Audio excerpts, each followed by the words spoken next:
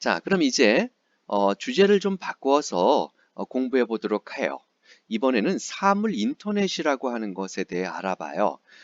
물론 인공지능과 관련이 있는 내용이고요. 이 이후에 다루어질 자율주행 자동차와도 밀접한 관계가 있기 때문이에요. 사물 인터넷이라는 것은 약자로 IoT라고 부르는데 각종 사물에 센서와 통신 기능을 내장하여 인터넷에 연결하는 기술을 말해요. 즉, 무선 통신을 통해 각종 사물을 연결하는 기술을 의미해요.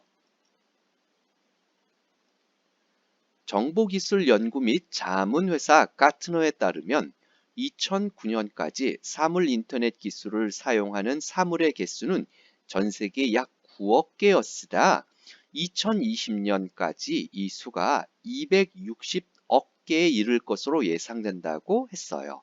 이 말은 무슨 말이냐면 우리 생활 속에 많은 장비들이 또는 기계들이 이러한 사물들이 스스로 인터넷을 통해 정보를 주고받을 것이다 라고 하는 것이지요. 이와 같이 많은 사물이 연결되면 인터넷을 통해 방대한 데이터가 모이게 되는데 이렇게 모인 데이터는 기존 기술로 분석하기 힘들 정도로 많아집니다. 이것을 빅데이터라고 합니다. 따라서 빅데이터를 분석하는 효율적인 방법, 즉 알고리즘을 개발하는 기술의 필요성이 사물 인터넷의 등장과 함께 대두되고 있습니다. 그러니까 사물 인터넷과 빅데이터 기술이 또 연관되는 것을 알 수 있지요. 참고로 말씀드리면 지금까지 이야기한 인공지능, 사물 인터넷, 빅데이터, 또 앞으로 얘기할 자율주행 자동차, 이러한 모든 것들이 바로 4차 산업혁명의 핵심 기술입니다. 그럼 클릭 소프트웨어 2부라고 하는 사물 인터넷을 주제로 한 영상을 시청해 보도록 하겠습니다.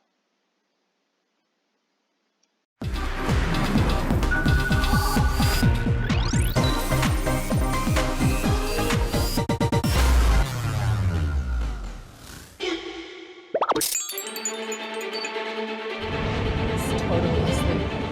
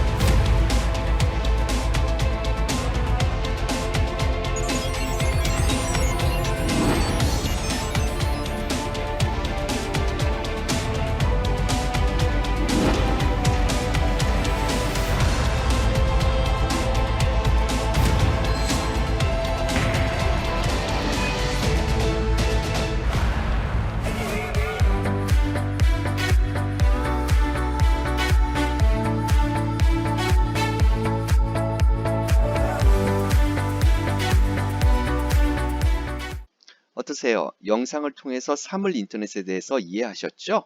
인공지능과 사물 인터넷, 빅데이터, 앞으로 우리가 우리 일상에서 보게 될 기술들입니다. 자, 그러면 이제 비로소 자율주행 자동차에 대해서 알아봐요. 자율주행 자동차의 정의는 운전자 또는 승객의 조작 없이 자동차 스스로 운행이 가능한 자동차를 말해요. 초기에는 아무런 장애 요소가 없는 시험 주행장에서 중앙선이나 차선을 넘지 않는 고작 그 정도 수준이었으나 1990년대 들어서 컴퓨터의 판단 기술 분야가 크게 발전하면서 장애물이 개입되는 자율주행 분야가 본격적으로 연구되기 시작했어요. 그래서 지금은 운전자가 차량을 조작하지 않아도 스스로 주행하는 시대가 되었어요. 많은 자동차 업체에서는 2020년에 완전한 자율주행차 출시를 목표로 삼고 계속 발전을 하고 개발을 하고 있어요. 자, 그러면 4차 산업혁명, 미래를 읽다, 자율주행 자동차 기술의 변화라고 하는 주제의 영상을 시청해 보도록 하겠습니다.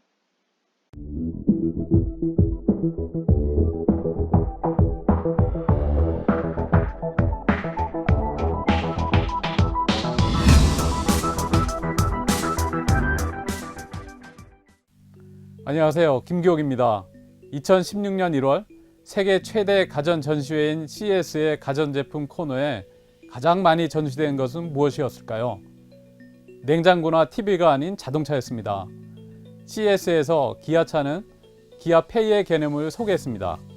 삼성페이, 카카오페이처럼 자동차 자체가 결제를 위한 플랫폼이 될 수 있음을 보여준 것이죠. 동시에 300만 킬로미터 이상을 운전자 없이 스스로 운행해 도로를 달리고 있는 자동차가 우리 곁에 있습니다. 이렇듯 자동차는 탈 것에서 나아가 신용카드와 같은 결제수단, 가전제품, 그리고 스스로 운전하는 컴퓨터로 진화하고 있습니다. 그렇다면 우리는 자동차가 움직이는 컴퓨터로 진화하고 있는 상황에서 무엇을 해야 할까요? 오늘 이 시간에는 4차 산업혁명과 자동차 기술 변화에 대해 알아보겠습니다.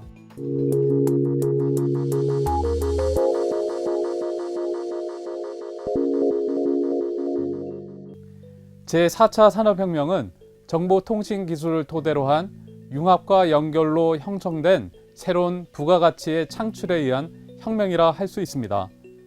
4차 산업혁명은 초연결성, 초지능성, 예측 가능성의 특징이 있죠. 먼저 통신 기술로 사람과 사물, 사물과 사물이 통신망으로 연결되고 있습니다. 이렇게 연결된 네트워크에서 개별 데이터가 만들어지고 데이터 분석을 통해 일정한 패턴을 찾아낼 수 있습니다. 이를 토대로 사물 혹은 인간의 행동을 예측하여 새로운 가치를 창출해 낼 수 있죠. 여러분, 4차 산업혁명에서 가장 주목받고 있는 것이 무엇일까요? 네, 바로 자동차입니다. 자동차는 다른 자동차와의 통신을 통해 교통 안전 정보를 주고받고 필요할 때 도로로부터 교통 소통 정보를 받을 수도 있습니다. 수많은 자동차의 통행 정보를 활용해 가장 빠른 길을 안내해 주는 서비스가 제공되고 있습니다. 공유 차량을 원하는 사람에게 근처에 있는 차를 보내주는 서비스도 가능한 것이죠. 이 모든 것은 바로 데이터가 있기 때문입니다.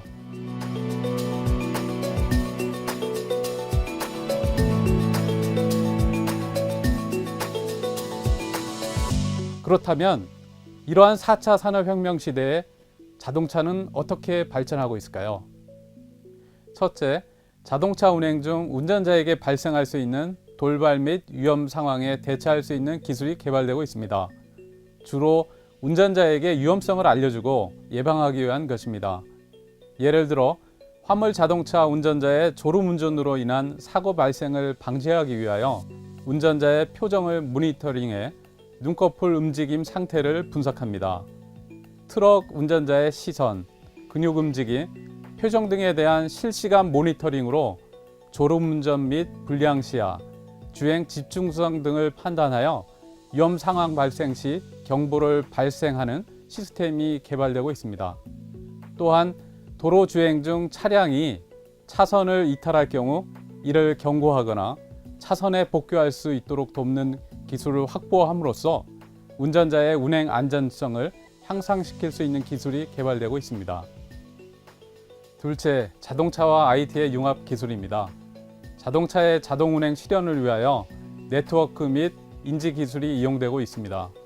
미국에서는 구글 등이 자동 운행 실현을 위해서 차량 탑재 네트워크와 차량의 외부 주행 환경을 센싱하는 기술 및 지도 정보 등에서의 입력 정보를 활용하고 있습니다. 또 스마트폰에서 자동차의 시동을 켜고 진단할 수도 있습니다. 자동차와 IoT 기술을 연계하여 다양한 서비스를 제공하고 있는 것입니다. 예를 들어 애플사는 아이폰을 활용한 카플레이 서비스를 통하여 차량 내에서 음악, 내비게이션, 인터넷, 전화, 메시지 등의 기능을 구현한 서비스를 제공하고 있습니다. 구글사에서도 안드로이드 플랫폼을 활용하여 OAA라는 얼라이언스를 개발하여 서비스를 하고 있습니다. 새로운 서비스가 계속 등장하고 있는 것입니다. 셋째, 자동차와 인공지능의 융합 기술입니다. 인공지능 기술에 대한 관심이 높아지고 있습니다. 현재 인공지능 기술과 자동차 기술의 융합이 가장 빠르게 이루어지고 있는 부분이 자율주행 자동차입니다. 구글카는 주변 환경 인지 기술, V2X 통신 기술, 그리고 AI의 기술을 융합하여 자율주행을 하고 있습니다. 주요 자동차 개발사와 IT 업계에서는 IT, AI, 그리고 자동차의 기술이 종합된 자율주행 자동차 기술 개발에 주목하고 있습니다. 구체적인 예를 들어보겠습니다.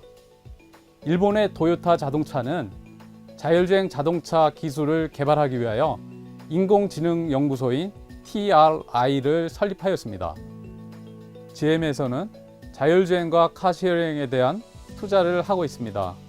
BMW는 차량 운행 데이터를 인공지능 개발에 활용하여 인간의 요구를 예상한 자동차 개발을 하고 있습니다. 미래의 시장이 자율주행차에 있다고 보는 것입니다.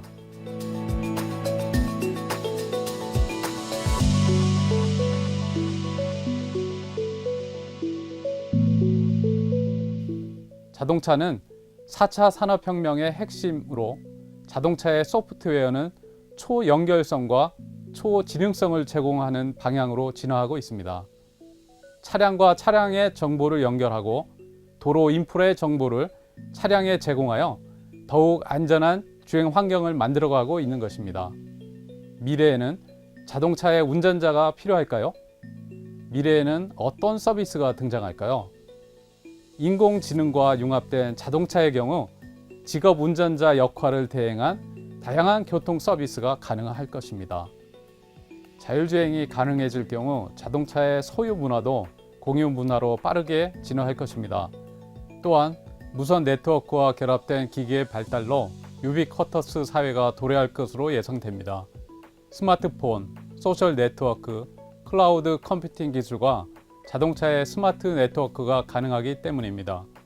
이렇게 4차 산업혁명의 핵심 기술이 자동차에 빠르게 접목되면서 우리의 삶과 문화도 빠르게 바뀌어가고 있습니다.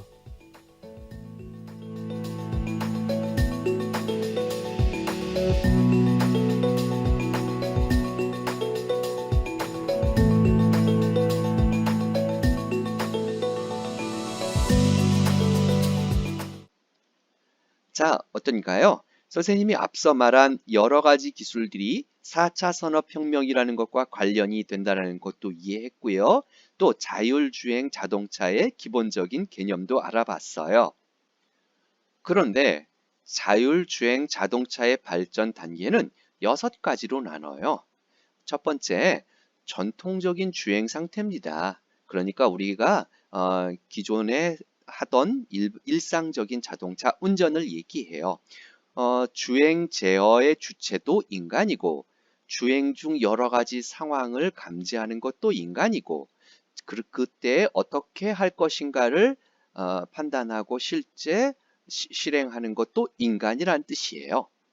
자, 이제부터 자율주행 자동차의 개념이 등장하는 건데요. 그 첫 번째 단계는 부분 보조 주행입니다. 속도 및 차간 거리를 유지하거나 차선 유지를 하는 등 시스템이 일정 부분만 개입하는 거예요. 그러니까 주행 제어 주체가 인간만이 하는 것이 아니라 자동차, 즉 시스템이 지원해 준다는 것이죠. 물론 그 이유는 전부 인간이 하는 것이에요. 자, 그것보다 보다 발전된 단계가 보조 주행 단계라고 해요. 특정 상황에서 일정 시간 동안 보조 주행을 합니다. 물론 필요시에 운전자가 즉시 개입하는 것을 의미해요. 이것이 오늘날 현실적으로 가장 많이 쓰이는 부분이에요. 즉 고속도로와 같이 일정한 속도로 일정하게 가는 경우에 사람이 굳이 조종을 하지 않아도 자동차가 즉 시스템이 기본적인 운전을 해주는 것이지요. 물론 앞에 다른 자동차가 나타났을 때 시스템이 그것을 도와줄 수도 있지만 일반적으로는 인간이 판단을 하거나 제어를 하게 되는 것이죠. 그것보다 발전된 단계가 바로 부분 자율 주행이에요. 이 전 단계보다 더욱 발전된 단계로서 오늘날 일부 자동차가 이 기능을 추가해서 판매를 하고 있어요. 고속도로와 같은 조건에서 앞서 말을 했죠. 자율주행 또 필요시 운전자가 즉시 개입하는 것이에요. 아까 말한 것처럼 이것은 어느 정도 시스템이 주행할 뿐만 아니라 주행 중에 여러 가지 상황을 판단하여 알려주는 것까지도 자동차 스스로가 할 수 있다는 것이에요. 그것이 더욱 발전된 것, 그것이 바로 고도 자율주행이라고 하는데요. 아주 위험한 상황을 제외한 대부분의 도로에서 자율주행을 해요. 그러니까 기본적인 주행도 자동차가 또 주행 중에 발생하는 여러 상황을 감지하고 또 그것을 판단하는 것도 자동차가 그리고 그때 처리하는 것도 자동차가 기본적으로 하는 것입니다. 물론 사람이 그 중간에 즉시 개입할 수도 있는 것은 공통점이지요. 그리고 이제 미래에 최종적으로 우리가 원하는 것도 목표로 하는 것은 완전 자율주행 자동차예요. 탑승자는 목적지만 입력을 하면 운전대와 페달을 아예 제거해서 자동차 스스로에게 모든 것을 맡기는 그러한 단계입니다.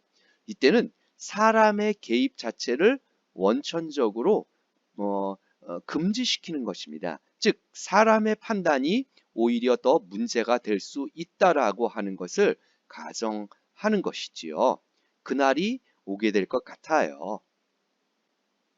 자, 그러면 우리나라는 어느 정도의 기술이 있는지 한번 알아봐요. 2024년 상용화 목표 한국 자율주행 기술 어디까지 왔나라는 제목으로 SBS 뉴스를 시청해 보도록 합시다. 정부가 얼마 전 자율주행 차량의 시중 판매 기준으로 레벨 3, 그러니까 차량이 운전 주도권을 일부 쥐는 그런 단계를 제시했죠. 업계에서는 오는 2024년 완전 상용화를 목표로 하고 있는데요. 우리 자율주행차 기술은 어디까지 와 있는지 노동규 기자가 직접 차량에 탑승해봤습니다. 국산차 가운데 가장 앞선 자율주행 기술을 적용했다는 신형 SUV 차량입니다. 자동차 전용 도로에 올라 시속 100km 가까이 속력을 높여보니 핸들이 저절로 움직입니다. 곡선을 도네요. 엑셀을 안 밟고 있거든요, 제가 지금. 차량에 단 카메라와 센서로 차선을 읽어 구분기를 돌고 미리 설정한 속력에 맞춰 스스로 가속과 감속을 하며 앞차와 거리도 유지하는 겁니다. 방향 지시 등 레버를 지그시 누르면 차가 판단해 차로 변경도 가능했습니다. 다만 앞뒤 차량이 깨끗이 안 보일 때만 움직이다 보니 직접 핸들을 조작할 때보단 많이 답답했습니다. 이렇게 차량이 조향과 가속, 감속을 보조하는 정도는 자율주행 기술 단계상 레벨 2에 해당한다는 평가입니다. 유사한 기술이 적용된 다른 신형 세단도 운전자의 손을 덜어주긴 했지만 갑자기 차가 끼어드는데 오히려 속력을 높이는 등 긴장을 풀 순 없었습니다. 깜빡이가 없이 끼어드는데 그냥 가네요. 그냥 차가 밀어버리는데요. 이건 무서운데요. 글로벌 선도업체인 구글 웨이모는 주행 누적거리 3,200만 킬로미터를 넘기며 완전 자율주행차 양산을 준비 중입니다. 우리는 차량 스스로 주변을 인지하고 판단해 제어하는 데 필수인 차량용 반도체와 인공지능 기술에서 5년 정도 뒤졌다는 평가입니다. 앞선 5G 통신 인프라를 활용한 차 대 차와 도로 사이 통신망 구축으로 보완한다는 전략입니다. 아직은 춘추 전국 시대라고 볼 수가 있습니다. 자체의 판단 기술과 5G 같은 원격 데이터를 활용하는 얼마큼 잘 섞느냐가 관건이라고 볼 수가 있습니다. 자율주행 기술 과신이나 오인에 따른 사고 위험도 엄존하는 만큼 관련 보험이나 교통법규 정비도 서둘러야 할 걸로 보입니다. SBS 노동규입니다. 자, 어떤가요? 우리가 생각했던 것보다 우리나라도 많이 연구를 하고 있고 또 노력하고 있다는 것을 알 수 있었죠. 2015년 12월에 한 대학교에서 윤리적 논쟁을 자율주행 자동차에 적용하면서 안정성 문제를 제기한 적이 있어요. 그것은 만약에 도로에 무단 횡단자들이 있어요. 그 가정하는 것이죠. 직진하면 여러 명이 다치게 되고 운전대를 확 꺾으면 그 무단 횡단자들은 다치지 않겠지만 본인이 다치거나 죽게 되는 경우예요. 자, 이때 어떻게 대처해야 할까라고 문제를 제기했어요. 참 곤란하지 않겠어요? 이 주제는 대단히 주관적이에요. 사람도 풀 수 없어요. 오직 신만이 답을 제시할 수 있어요. 인공지능이 이런 것을 판단하게 한다는 것은 무리라는 얘기죠. 이러한 논쟁을 자율주행 자동차가 반드시 해결해야 한다는 그러한 여론이 형성되는데 이건 잘못된 생각이에요. 사람도 힘들다는 것이지요. 또 다른 잘못된 생각 중 하나는 자율주행 자동차는 100% 안전해야 한다는 생각이에요. 운전은 매우 복잡해요. 사람이 운전을 할 경우도 마찬가지죠. 변수가 많아요. 갑자기 차선을 변경하거나 다른 차가 또는 사람이 갑자기 뛰어들 때도 있어요. 이럴 때 사람이 운전을 한다고 하더라도 똑같이 복잡한 상황이라는 거죠. 물론 자율주행 자동차는 이러한 상황에 올바르게 반응을 해야 한다. 그렇죠. 그런데 그렇지 못할 경우도 있다라는 것을 인정해야 된다는 것이죠. 자율주행 자동차에 인공지능을 적용하는 이유는 운전의 변수가 이처럼 많기 때문이에요. 예측하지 못한 운전 상황이 발생했을 때 인공지능은 기존 학습 기반으로 예측해서 대응을 해요. 여기에서 중요한 단어가 예측이라고 하는 거예요. 즉 사람들이 입력한 많은 경우의 수, 그러한 것을 통해서 예측을 하는 것인데요. 예측이라는 것은 확률이라고 하는 것을 전제로 해요. 그런데 이것은 100% 정확하지 않다라는 것이에요. 따라서 인공지능 역시 예측이 틀릴 수 있다는 것이에요. 자, 그럼에도 불구하고 인공지능은 끝까지 완벽한 예측을 위해 계속 발전을 하고 있어요. 선생님이 여기 몇 가지 자율주행 자동차의 사고에 대한 영상을 보여줄 거예요.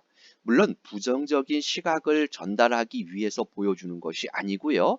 지금 현실이 이렇다라는 것이에요. 그러나 중요한 것은 이러한 사고와 문제점을 발판으로 인공지능은 계속 발전될 것이라고 하시는 것이에요. 앞서서 말한 알파고가 끊임없이 발전한 것처럼 말이지요. 그래서 자율주행 자동차 첫 사망사고라고 하는 영상을 먼저 시청해 보도록 해요. 운전자 없이 차가 알아서 가는 자율주행 자동차 기술이 발전하고는 있는데 과연 안전할까 하는 시각도 많죠. 자율주행 기술을 선도하던 테슬라사의 자동차가 주행 중에 사고를 일으켜 운전자가 숨지는 일이 있었습니다. 임장혁 기자입니다. 지난 5월 4일 테슬라사의 자율주행차 모델 테슬라 S의 주행 상황입니다. 흰 트럭이 끼어들지만 테슬라의 속도가 줄지 않으면서 사고가 날 뻔했습니다. 트럭 색깔을 자연광과 구별하지 못해 제동이 늦은 겁니다. 이 차량은 결국 사흘 뒤 비슷한 상황에서 사고를 피하지 못했습니다. 교차로를 지나던 중 옆 차선에서 좌회전하는 대형 트럭과 충돌했는데 자율주행 센서가 트럭 흰색과 하늘빛을 구분하지 못해 차가 없는 것으로 판단하고 속도를 줄이지 않은 겁니다. 상대 운전자는 당시 자율주행차 운전자가 영화를 보고 있었다고 진술했습니다. He went so fast through my trailer, I didn't see him. 크게 다친 자율주행차 테슬라 운전자는 결국 최근 사망했습니다. 현지 언론들은 이 사고를 비중 있게 다루면서 자율주행차의 안전성에 의구심이 커졌다고 보도했습니다. 별다른 감독 없이 진보해온 기술에 대한 면밀한 검토 필요성도 제기됐고 미 당국도 자율주행차 시험에 관한 규제와 지침을 발표할 예정입니다. 자율주행차 기술에 박차를 가해온 테슬라사와 창업자 일론 머스크에게는 큰 타격이 예상됩니다. 운전자의 사망 직후 테슬라의 주가도 크게 하락했습니다. 경쟁 업체들인 구글과 GM, 알파벳사도 안전성 우려에 직면할 것으로 보입니다. YTN 임장혁입니다. 다음은 다소 최근의 영상이에요. 자율주행차를 타다가 사고가 났는데 멈춰있는 차를 인식하지 못한다고? 라고 하는 주제의 영상을 시청해 보도록 해요. 자, 이어서 다음 소식입니다. 앞차와의 간격을 유지해주는 일종의 자율주행 기능인 스마트 크루즈 기능이 있는 차 많이 늘어났죠. 그런데 이 기능을 켜고 운전하다 고속도로에서 추돌 사고가 났는데 제조업체가 내놓은 답변이 황당합니다. 조혜진 기자가 취재했습니다. 고속도로에서 시속 120km로 달리는 수입 전기차. 정체 구간이 나오는데도 속도는 줄지 않습니다. 앞에 장애물이 있다는 전방 센서는 작동했지만 차량은 서 있는 버스를 그대로 들이받았습니다. 저 앞에 차가 서 있는 걸 보고 달려가는데 진짜 끔찍했죠. 당시 운전자는 차량 간격을 120m로 유지해주는 스마트 크루즈 기능을 사용하고 있었습니다. 센서가 작동하길래 차도 속도를 줄일 줄 알았는데 계속 달렸고 결국 운전자가 급히 제동을 걸었지만 사고가 났다는 겁니다. 운전자는 2달 넘게 기다려 독일 본사의 사고조사 보고서를 받았는데 더 황당했다고 합니다. 사고 당시 기능은 모두 정상이었고 시속 50km 이상이면 멈춰있는 물체를 인식하지 않는다고 적혀 있습니다. 이 설명대로면 스마트 크루즈 기능은 장애물이 많은 시내에서도 속도가 빠른 고속도로에서도 그 어느 곳에서도 사용하기 위험합니다. 오늘 보고서를 보고 설명해 주는 거 오늘 되지 않았어요. 그런 게 아마 운전자들이 대부분 모를걸요. 현재 자율주행으로 홍보하는 기능들은 레벨 2로 분류되는 운전자 보조 기능입니다. 빛의 양, 속도 등에 따라 제한 조건이 비교적 광범위하고 사람이 시스템을 주도해야 합니다. 어떤 상황에서 얼마만큼 위험한지 정확히 알 수 없는 데다 기능만 믿다 사고가 나면 책임은 온전히 운전자의 몫입니다. 국내에 판매되는 자동차 판매사나 또는 제작사의 주의 의무를 좀 강조할 필요가 분명히 있다고 보고 있습니다. 시간이 갈수록 자율주행차를 표방하는 기능들이 속속 차량에 탑재되고 있지만 관련 사고 공식 통계는 집계되지 않고 있습니다. KBS 뉴스 조혜진입니다. 자, 이런 뉴스도 있어요. 해외 사례인데 완전 무인 자율주행차가 운영되고 있는데 운행 첫날 사고가 났다고 합니다. 한번 시청해 보도록 하세요. 운전자 없이도 스스로 움직이는 완전 자율주행 차량이 미국에서 운행을 시작했습니다. 그런데 첫날부터 접촉 사고가 나서 돌발 상황 대처 능력에 대한 우려가 나오고 있습니다. 이혜미 기자입니다. 지난 수요일 미국 라스베이거스 도심에서 무인 자율주행 버스가 승객을 태우고 운행을 시작했습니다. 핸들과 브레이크 페달이 아예 없고 GPS와 커브 센서 등으로만 움직이는 완전 자율주행 버스입니다. 그런데 운행을 시작한 지 2시간 만에 돌발 상황이 벌어졌습니다. 직진하던 버스가 골목으로 후진하는 트럭을 보고 멈췄는데 서 있는 지점보다 더 안쪽으로 트럭이 후진하면서 접촉 사고가 났습니다. 차량 범퍼가 부딪힌 정도라 충격이 크진 않았지만 운전석이 빈 상황에서 승객들은 깜짝 놀랐습니다. He just couldn't see the shuttle, and the shuttle didn't have the ability to move back either. Like the shuttle just stayed still. 제작사인 프랑스 업체는 시스템 자체의 결함이 아니라 상대방 운전자 과실에 의한 사고라며 운행을 계속하겠다고 밝혔습니다. 그러나 만약 경적을 울려 트럭에 주의를 줬거나 버스가 뒤로 후진했더라면 사고를 막을 수 있었다는 지적이 나오면서 시기상조 논란이 불거지고 있습니다. 구글 계열의 자율주행차 회사 웨이모가 내년부터 완전 자율주행 서비스를 시작할 예정이어서 안전 논란은 더 뜨거워질 걸로 보입니다. SBS 이혜미입니다. 자, 어떤가요, 여러분? 선생님이 앞서 말한 것처럼 지금까지 본 이러한 자율주행 자동차의 사고 영상을 보고 부정적인 생각이 드나요? 맞습니다. 인간이 이용하는 수많은 기술들은 반드시 다 긍정적인 측면만 있지는 않아요. 모든 것이 다 부정적인 측면을 가지고 있어요. 이 역시 이 인공지능과 또 인공지능을 기반으로 한 자율주행 자동차도 똑같은 경우라고 볼 수 있어요. 그러나 다시 한번 말하지만 이 인공지능의 발전과 또 사물 인터넷, 빅데이터 처리 기술, 이러한 것들이 끊임없이 발전을 하면 결국엔 자율주행 자동차가 오히려 사람보다 더 완벽한 판단을 할 날이 반드시 올 거라 생각됩니다. 여러분들은 어떻게 생각하세요?